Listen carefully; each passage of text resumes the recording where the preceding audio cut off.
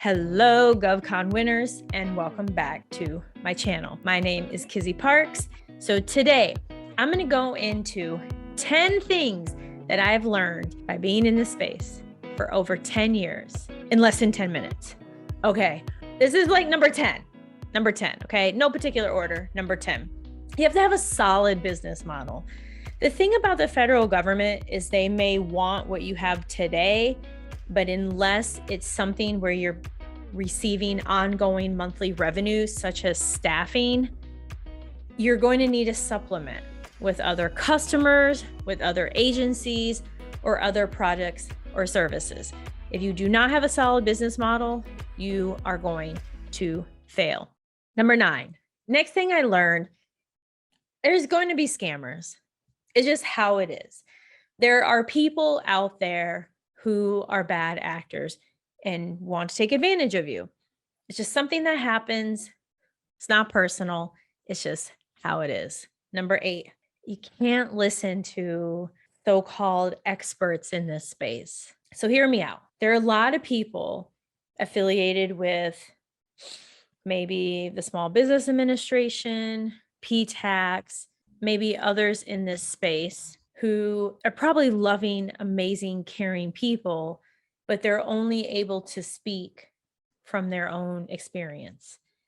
And chances are they've never had a government contracting company, or they've never had to rely on income from their business to pay their bills. So I learned that for rules, regulations, getting help with sole source opportunities, questions that I had pertaining to the 8A and other different programs, amazing. But in terms of helping identify and win work, pricing, how to grow, how to scale, how to hire, I just didn't really find value there. Number 7, this space is so rewarding. It was rewarding from day one, but my goodness, it's so awesome to be affiliated with such great missions. Oh my gosh. And I think of all the people I've met, all the people that have been served as a result of just my dream of just wanting to be an entrepreneur since I was a little girl. Oh my gosh, it just warms my heart. It truly does. It's just, there's nothing else to say. It's just awesome to know that my flagship company has been involved in some amazing missions with helping keeping people free from some of the dangers of vape, helping make sure all of our food supply is free from foodborne illnesses, assisting different military missions. Oh my gosh, it's incredible. Number 6, the importance of the evaluation criteria. When I first started out, oh my goodness, I bid on everything and won nothing. Not because I didn't niche. It's because I didn't understand how government contracting worked. I didn't understand how to decipher the code. I didn't understand that I needed to create my own ocean. And one way to do that is by really understanding and accepting that the evaluation criteria trump all, unless it's an opportunity that they've decided to sole source to you, or it's a simplified acquisition. Some simplified acquisitions, that is. Number 5 has to deal with relationships. In the federal government, for several years, the majority of the work that my team, my company was awarded was because of relationships. That hasn't really changed much. It's just now that I'm removed from the day-to-day operations, I still own the firm. My team members now have the relationships. And so then different agencies want more as a result. So those relationships are key. Why? Because you're creating cheerleaders and advocates and champions. And when someone cares about you in that sense, they know, they trust, they like you, you're going to get more work. If they don't, they're looking to replace you. Sorry. Hey, it's happened. I've been replaced. Hey, I've messed up several times. 4, never make assumptions. There were several more senior entrepreneurs in this space that would speak in these big generals, like all agencies are like, anytime you are working with the Army, it is like, no, it's not.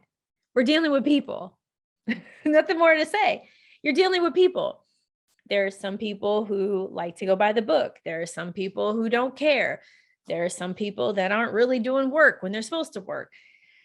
It's no different. It's absolutely no different, except it's a federal agency. So don't make assumptions in this space about relationships, about invoicing, about sending a proposal, about the nature of the work. Don't assume because it's on the piece of paper, that's exactly what they want. Never, ever, ever make assumptions in this space. You must always ask questions. Ask. Number 3, you have to have several mentors. You have me. Yes, you do, because y'all are GovCon winners, y'all. Freaking crushing it. I know it. You have to have many mentors. So when I first started out, several who I spoke with were kind of in a similar niche. Staffing, maybe training, IT, but overall it was staffing. And then there were those over here in simulation. I had no desire to go the simulation route. So I ended up having several lunches, phone calls, emails with those in this kind of staffing space to really learn and accept that in the federal government, the best way to be profitable and to maintain your business and set you up for a lifetime of success is through staffing. At the same time, it wasn't until a couple years ago where I came across David, who I interview in one of my videos, and you must check out on my channel. And he had introduced me to fulfilling religious positions. I was like, what?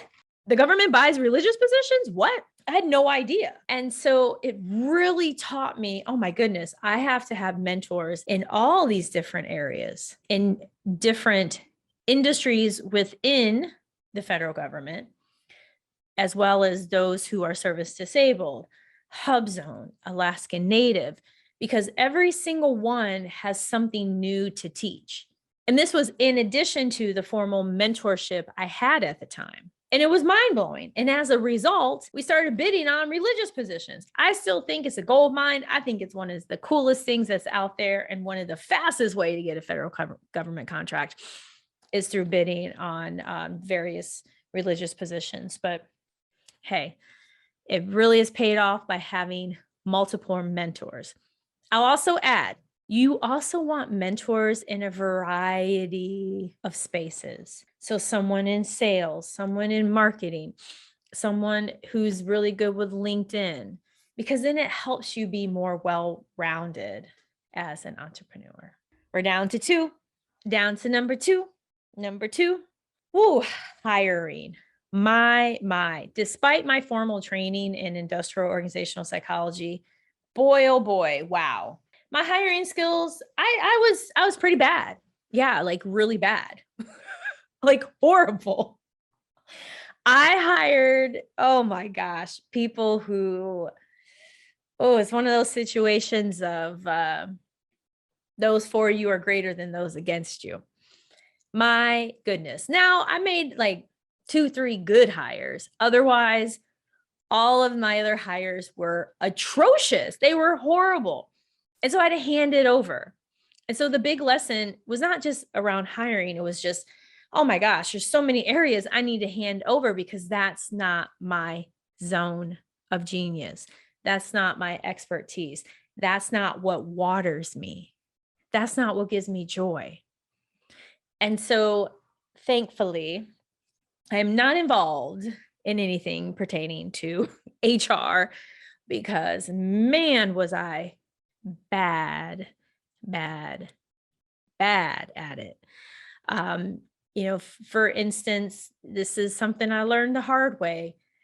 We want to help those who are close to us. But often it's hard for them to separate your friendship or your whatever relationship you have and the business relationship. And that happened with multiple people. They weren't able to separate it. And so, I couldn't keep people on the team who weren't performing just because we were drinking once upon a time before I was sober. Sorry. So I don't do it anymore. I don't do it. Don't do it. I know you're ready for this one. Number one. You got to take a chance. If you don't gamble, not going to win, y'all. Not going to win. You got to take a chance. I saw an opportunity for exercise physiologists. I was like, why not? I work out. I've lost lots of weight throughout my life. Guess what? We won that. Got to take a chance. Hey, I heard about this whole thing around filling religious positions. Why not? Took a chance, won a few of them. Hey, there's somebody here who wants to partner on something. Let's take a chance. Got scammed. You got to take a chance. And that's what's so cool about this space is that there are numerous businesses out there who may have started out in one line of business and now they're in doing something else. Maybe they started out in janitorial and now they're providing training. Or perhaps they started out in training and now they're providing cybersecurity. And that's what's so cool with this opportunity as a government contractor and what I've really experienced in these 10 years. And that is growing into all these areas and having defense clients and non-defense clients, as well as a few private sector clients. Well, thank you all for getting to the end. And don't forget, subscribe, comment below, hit that notification button, and always remember, everything is possible.